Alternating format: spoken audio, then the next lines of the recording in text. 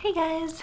So my name is Rin and I am the artist and illustrator behind Housecat Creative, and since I just released my video about playing Apothecaria, I wanted to get on here and talk about how or what exactly is a solo journaling tabletop role-playing game, since that's primarily what I'll be doing on this channel. There's a few other videos that I had watched when I was getting into the hobby, or that I wish had been around when I was getting into solo tabletops. One person that I watch a lot is Hime Utsugi. She's a VTuber with a cute like parrot girl avatar, and she does Twitch streaming of her actual plays of different solo tabletop role-playing games. Lately, Cozy TTRPG Reviews wasn't around when I started doing this hobby, but they've done several really great videos, and I love watching their reviews as well of different games, even that aren't always solo games, although they play some multiplayer games solo, and then they review them as well. So what is a TTRPG? So that seems like a good place to start, since I keep saying that, and if you don't know what that is, it's going to be really hard to explain what a solo one of those is.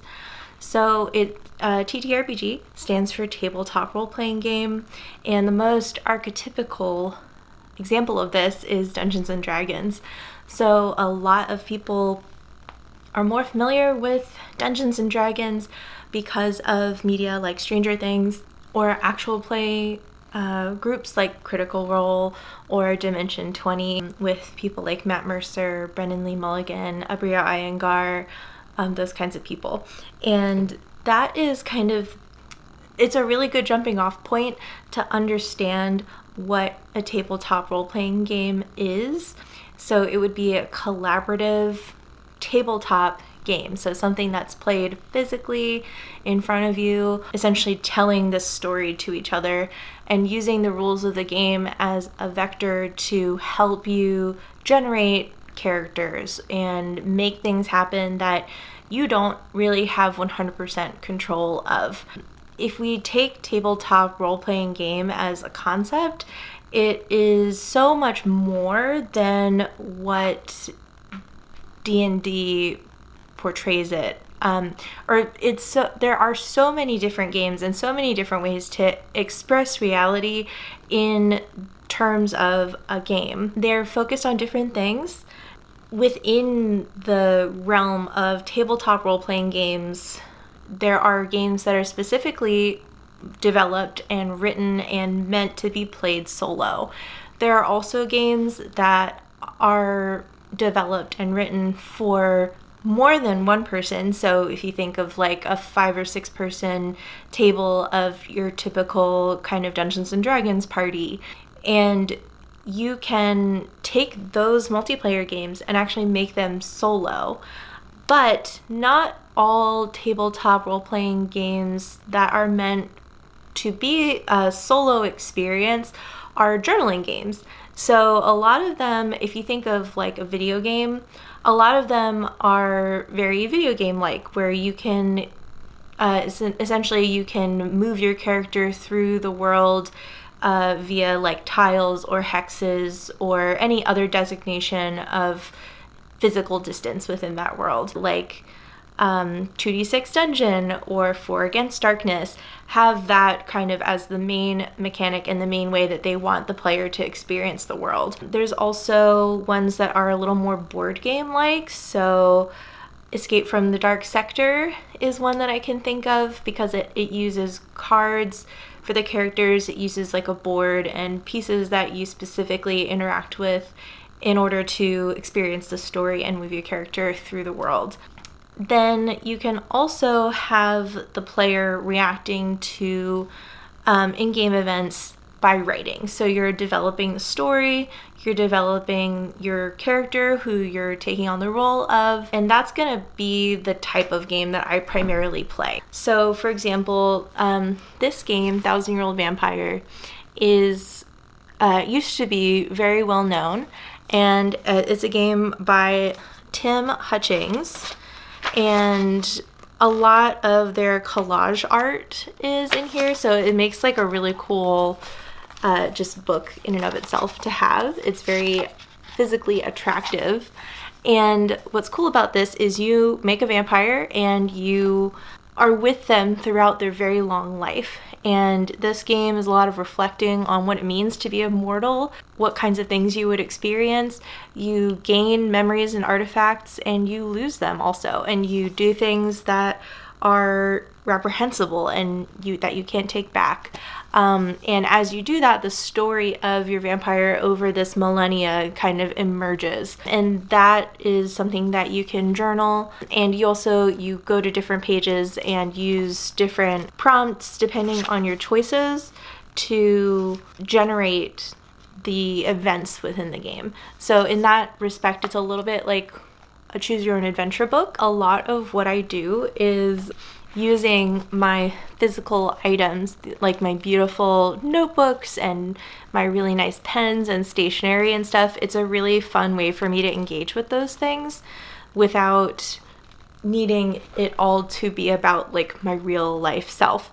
So, it's journaling without the burden of me having to be like, I got up this morning and I ate breakfast and then I talked to my friend, and then, it's for me, I really struggle with that kind of journaling, and I fall behind very quickly, and then I end up saving. I'm like, oh, I want to go over like these big activities that happened and this and that, and then I kind of get lost. So I have like a personal journal that I've had for the last 4 years that only has like maybe 10 entries. And I'm a perfectionist, so it also tends to become very difficult for me to just journal for myself, because then I'm like, well, in order for this to be fun, I have to make so much more work out of it by conforming to my own standards of what I find beautiful in my own journal and blah, blah, blah, blah, blah. And it just turns into a whole thing that ends up stressing me out more than anything. And I don't get a lot of it done. And it's stressful and time consuming, so that I don't end up doing it nearly as often as I like need to or would want to. And I find journaling for a fantasy person, like a made-up person, a lot more approachable and a lot easier for myself.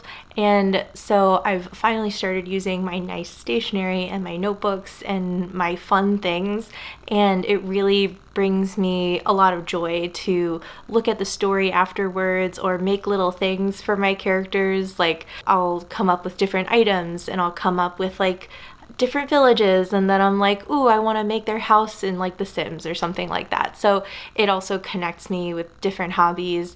I like to draw a lot, so you'll be seeing me like draw and paint different environments and different little items and stuff that I find in my games, and that's just another way that I really enjoy the creative aspect of a solo journaling game. Another thing is that I am the GM for my home game, and we started with D&D 5e, which is the current edition of Dungeons and Dragons, but I switched us over to Nimble, which is just another system that you can, do all the same things that you can do in D&D, but I find it a lot easier to both teach it as the GM and for my players to run and understand it. And we've had a lot of fun with that. So I do really enjoy tabletop games with a group. And I think that if that's what you like about tabletop, then that's great.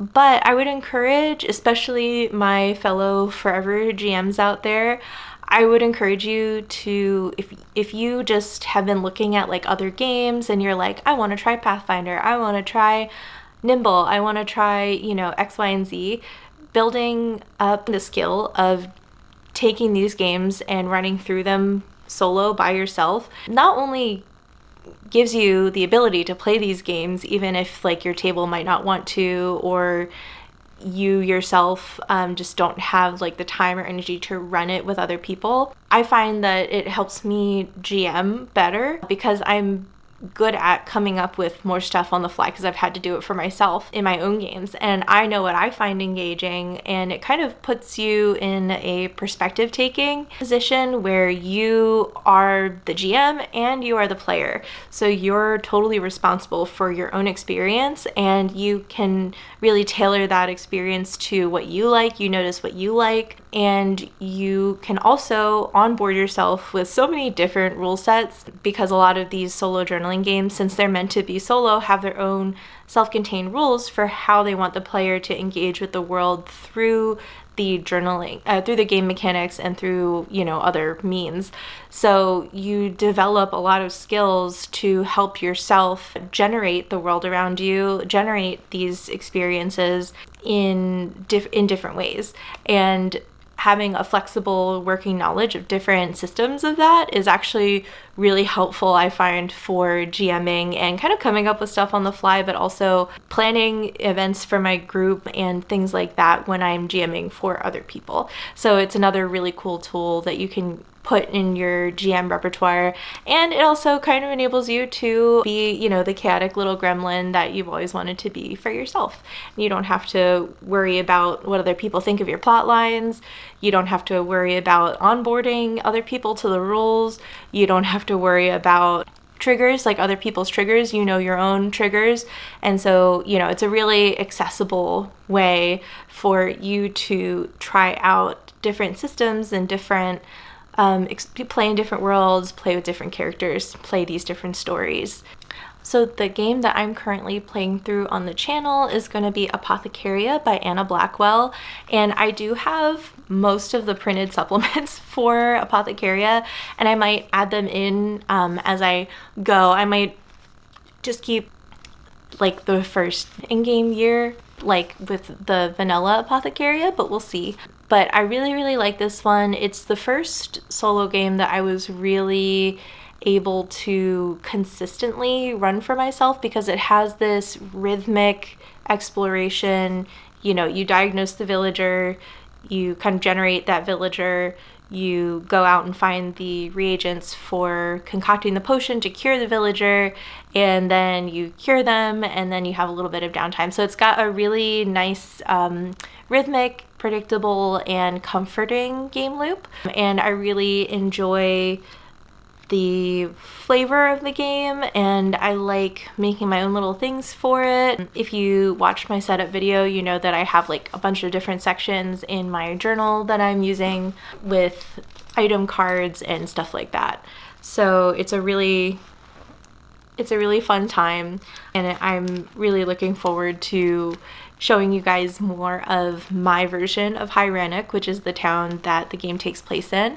But there's so many different flavors of game and so many different worlds that you can explore. There's this one that I've played before called Whispers in the Walls, and this one is definitely a horror game. It's definitely not supposed to be cozy, and you're investigating this crime or this happening in this location, and the location itself is a character, in some of the greatest horror movies, and so it's really tense and chilling, and you can make your own scary story. I've also played games of the Magus, and I really, really love this game.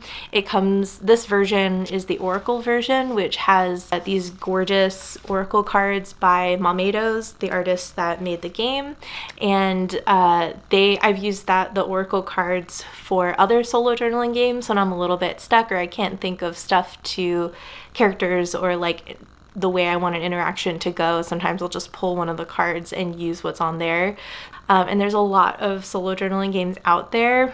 These are just some of the physical ones that I have, but I have a whole library of games on itch.io where a lot of these games can be found. Itch.io is a little bit hard to navigate for me, honestly, but there are a lot of solo journaling games on there, and if you search like specific named ones, like if you get a recommendation from somewhere, you can just type in like that, the game itch.io, and it'll come right up. And I just think it's a really fun hobby.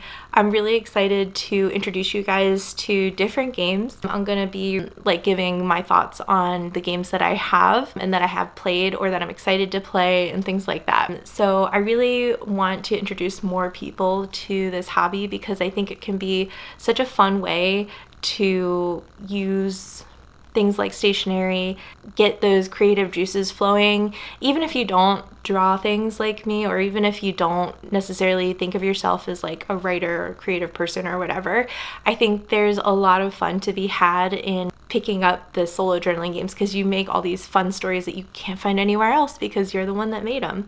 And it's such a collaborative and fun process with the creators of these games. I'm also writing my own game about a house cat. It slots in quite nicely with like House Cat Creative, which is like my whole art business and everything like that. And it's about your time as the cat, as a house cat with your human, and you helping your human through their struggles and you guys building your relationship and everything. And at the end you have a story of 6 years of your relationship with your human from the perspective of the cat.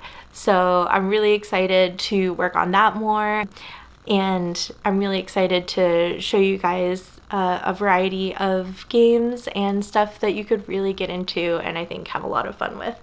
So I really appreciate your guys' time. Thank you so much for listening to this video, and I hope to see you again soon in the next one. Bye!